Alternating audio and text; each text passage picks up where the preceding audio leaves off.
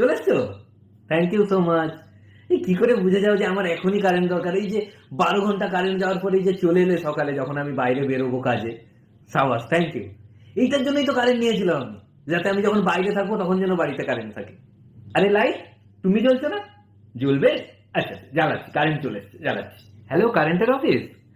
আচ্ছা, এই যে সারা রাত যে কারেন্ট ছিল না, এই যে সকাল 10টার সময় দিয়েছেন, আমার এখন অফিস যাওয়ার সময়, তো আমার একটা জিনিস জানার ছিল আর কি। না না, গালি দিচ্ছে না, জানার ছিল যে এটাই যে আমি যে বাইরে যাবো, আমি কি ফ্যান চালিয়ে দিয়ে যাবো, বন্ধ করে যাবো? না, ভালো লাগছে না। ও কারেন্ট এসছে, একটু চালিয়ে দিয়ে যায় না? কি হলো? এ তো প্রবলেম হয়ে গেল। হ্যালো, কারেন্টের অফিস? বলছি আমাদের 5 মিনিট আগে কারেন্ট এসছে, এখনো কারেন্ট যায়নি, এখনো কারেন্ট আছে, কোনো প্রবলেম হয়নি তো? ও, কারেন্ট আছে? আচ্ছা, আমি ভয় পেয়ে গেছিলাম যে 5 মিনিট হয়ে গেল কারেন্ট যায়নি। মা, কারেন্ট চলে এসছে, দেখে নাও, ফ্যান ঘুরছে, দেখেই মজা লাগবে। তাড়াতাড়ি যাও, তোমার কাছে বাতাস পৌঁছানোর আগেই কারেন্ট চলে যেতে পারে।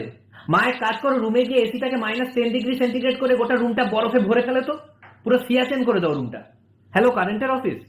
হ্যাঁ, একটা অনুরোধ ছিল, আপনারা সারা দিন কারেন্ট নিয়ে নিন তো, কি করবেন করুন কারেন্ট নিয়ে, কিন্তু সারা রাত ঘুমানোর সময় একটু কারেন্টের ব্যবস্থাটা করে দিন।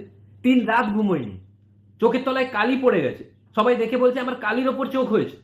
আরেকটা জিনিস জানার ছিল যে যখন অনেকক্ষণ কারেন্ট আসছে না, তখন ফ্রাস্ট্রেশনে এসে কাউকে গালি দিতে ইচ্ছে হচ্ছে, কিন্তু কাকে গালি দেবো বুঝতে পারছি না, কাকে দেওয়া যায় বলুন তো? এ কি, আপনি আমাকে কেন গালি দিচ্ছেন? শুনলি, আমাদের পাড়ার একটা ছেলে পাগল হয়ে গেছে গরমে কারেন্ট না এসে এসে। একই কথা বারবার বলে যাচ্ছে। না না, তুই কি শুনলি, আমাদের পাড়ার একটা ছেলে পাগল হয়ে গেছে গরমে কারেন্ট না এসে এসে, একই কথা বারবার বলে যাচ্ছে। না না, তুই কি আমাকে পাগল বলছে?